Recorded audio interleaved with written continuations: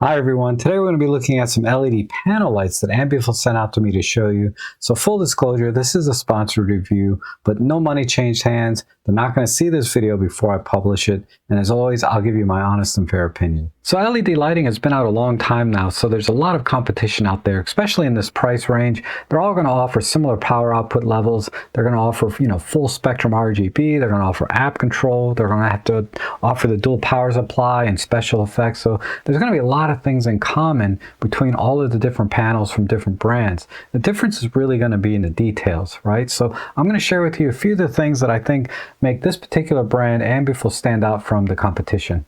Now, looking at the business side of the panel here, a couple of things struck out at me. The first one is how many buttons and dials we have. A lot of the competing models, they only have like 2 dials and a couple of buttons. This one, you can see we have 3 full dials here, which are also clickable buttons. We have 5 more buttons here, which are illuminated, which is also kind of unique. And then we have the 2 here, the power button and the channel and group button. So we have a very tactile experience here and easy access to all of the different features of the LED panel. So if I want to go into RGB mode, I just click on this button here and right away I'm in RGB. And then this panel here being full color makes it easy to select which color that you want to go to. And then here we have the Roscoe and Lee filters. If you want to color code these to any other filters that you might be using or that you're familiar with. And then over here we have all of the different special effects that we can navigate through. And then down here we have 3 bars which indicate the intensity of each of these effects or speed. And of course this will control the luminosity. And then we can also just go back to full CCT. Now, I mentioned that these were clickable, so if I just want to adjust the power, I can just rotate the dial and adjust everything individually like this, or I can click on it and it'll jump in 25% increments up to 100 and then back to 0. And then for the Kelvin temperature in the CCT mode, I can go from 2800, click it, I'm at 3600, 4400, 52, up to 6800. So these are nice shortcuts, and then of course I can just turn the dial and just dial in the exact temperature that I want. And then we also have a red, green, blue shift here as well.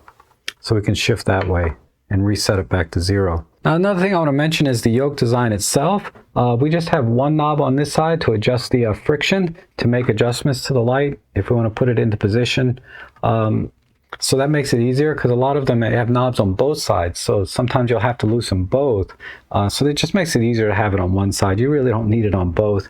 And then just the overall build, it's mostly plastic here on the sides and on the back panel. But this part and this part down here is all aluminum. And this light never got hot to the touch. I could feel it a little bit warm even though I left it on at full power. But it never got hot to touch, which is really nice.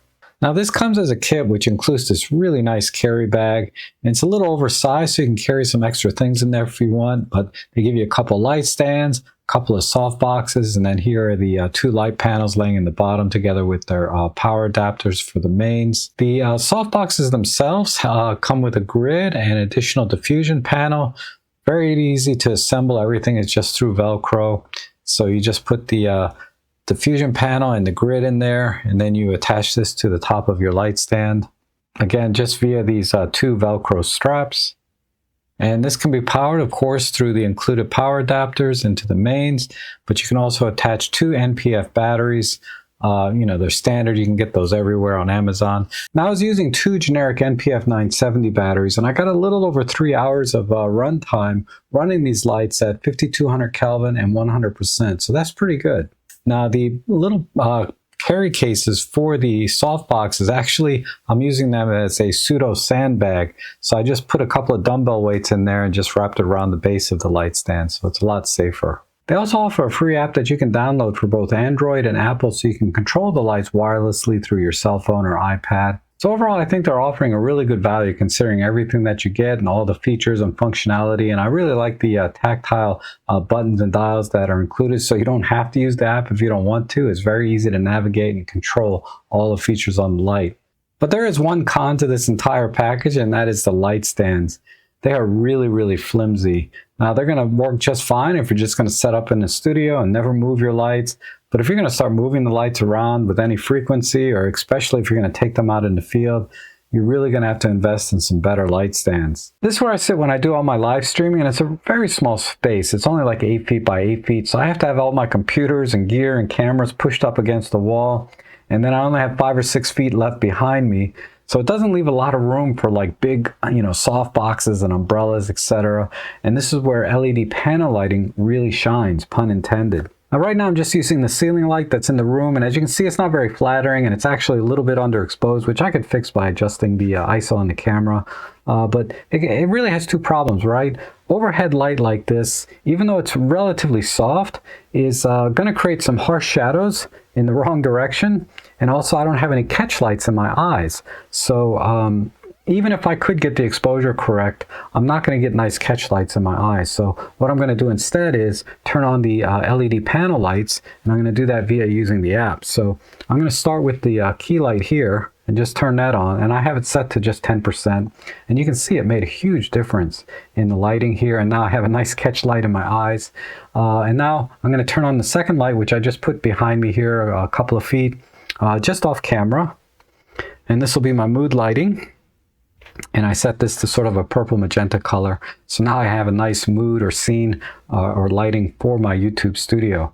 And then what a lot of YouTubers like to do, or creators, is they like to have what they call practical lighting. So I just brought in this little desk lamp here. I'll turn that on just to add a little bit more visual interest to the scene. Now to show you what this looks like without the ceiling light, because a lot of rooms, small rooms like this one, don't have ceiling lights. You normally have like a floor stand lamp or something, but let me turn this off. And this is how everything looks just using the two LED panels, and I can change the look very quickly by using the app. So I'm just going to go into the HSL mode here, and I can change the room color or ambient lighting to anything I want. So if I want it to be more red, I can go this way, or I can go to green, or even blue or cyan, etc. It's very, very easy to do. You can just pick any color you want in here, but let's say I wanted to match the lighting to the practical lighting here. That's roughly here, about a yellow. Let's see, I'm just looking at the monitor. Okay, that looks pretty good. And maybe I'll increase the intensity a little bit. So now it looks like this light is actually illuminating the room and giving me some backlighting, when actually it's just the LED panel. Now you also have access to a lot of other settings here for the lights, all of the special effects and Kelvin temperature, and of course the RGB modes, and you can even save these settings, and they have a color matching feature. So essentially you have unlimited creative control over these video lights all through the app. And I'm not going to demonstrate the special effects because I try to avoid flashing and blinking lights in my videos for viewers that might be sensitive to it. Now I'm primarily a photographer, not a videographer, so what I want to do now is show you several different ways you can use just these two LED panel lights in a very small studio space, because one of the key advantages of the LED panel lights is they have a very, very slim profile, and yet they still give you a nice, very soft diffused light. So I'm going to show you several different arrangements that you can use these two lights only to create several different types of photography and portrait photography in a small space. So I'm going to set up both lights here about 45 degrees opposite of each other from where I'll be standing. And I set the first light here to standard 5200 Kelvin, and I set the back light to I think it was 3300 Kelvin, so it's a little bit warmer light to give me a nice warm backlighting as if it was coming from the sun. Now in this setup, I set both lights to 5200 Kelvin or daylight, and I'm going to set it up in a V-shape or clamshell type arrangement where the light's going to be even on either side of my face here, and this is the effect that I got. Now for this shot, I'm going to move the second light over to behind me, and I'm using the RGB mode, and I selected the red color to 100%, and I'm just going to shine it onto this gray backdrop, and this is the image that I got from this.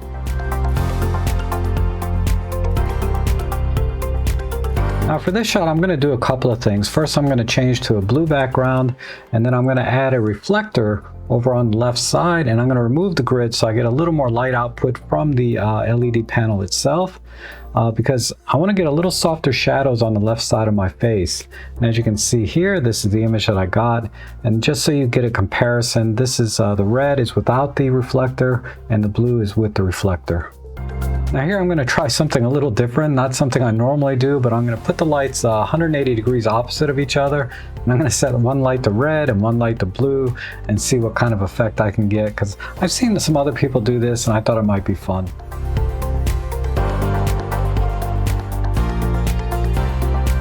Now for this shot, I'm going to set up a clamshell arrangement where I have one light overhead pointing down about 45 degrees and then one light just below me pointing up at about 45 degrees. I had to adjust the exposure slightly, but it gives you a look like this. And then finally, I wanted to do a little more dramatic black and white photography, so I'm just going to use the one light with the softbox and point it about 45 degrees off axis here, and you get much more dramatic shadows like in this shot, where I can turn my head slightly into the light and now you can see a little more of my face. So as you can see, you can do a lot of different things with just two lights, and I've just barely scratched the surface. And that's really one of the nice things about LED panel lighting is, you know, you can work in a very, very small space and still get very nice soft diffused lighting. And speaking of soft lighting, again, there's a lot of options out there other than, say, these LED panels.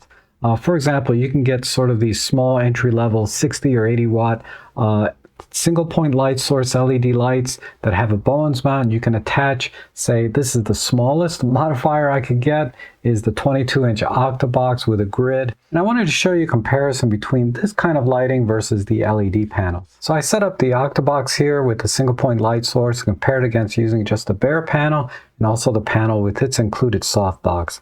And these are the results that I got. So as you can see, there are some very subtle differences between, say, using the 22-inch Octabox versus the LED panel with its included softbox. However, there are also some trade-offs. Single point light sources, particularly the ones that have full color RGB capability, cost quite a bit more. And then when you start adding on the light modifiers and the heavier light stands that you're going to need, the cost can go up quite a bit. And then you have to take into account the overall size of the light modifier that you might be using. Even the smallest one here, the 22-inch Octabox, you can see is quite a bit larger than just a single light panel and its softbox. But that said, I do generally recommend your first light should be a simple bicolor LED light with the Bowens mount, because they're going to be a lot more powerful lighting. It's going to give you a lot of options and access to all different kinds of lighting modifiers for, you know, different creative choices down the road, and I think you get a lot more use out of them. However, if you're on a budget, or all you're trying to do is set up a simple YouTube studio, kind of like what I've done here, or you want to have that creative control of having two lights with full RGB capability, and as I showed you, you can do a lot with just these two lights. I think the Ambitful kit that they've put together here is an excellent choice. So if you're interested in these lights, I think they run about $249, but there's always discounts and coupons going on. So I'll have my affiliate links down below so you can check that out. But I hope you enjoyed this review. Thank you so much for watching, and I hope to see you again soon.